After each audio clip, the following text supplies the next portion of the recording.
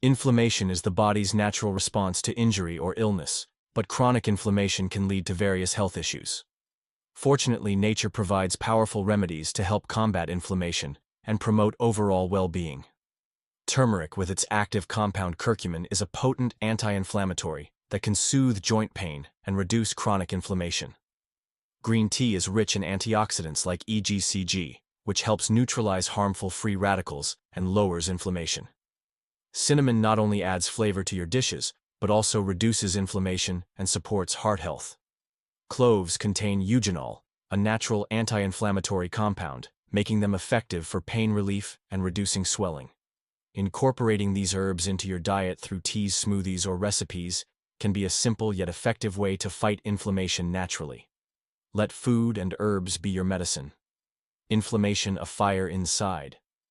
But nature helps to turn the tide. Turmeric, golden and so pure, fights the flames. It's the perfect cure. Green tea sips with antioxidants strong, cleansing the body all day long. Cinnamon spice, a healing delight, keeps your heart and joints just right. Cloves so small but mighty and true, calming the pain and helping you. Use these herbs a natural way to keep inflammation at bay.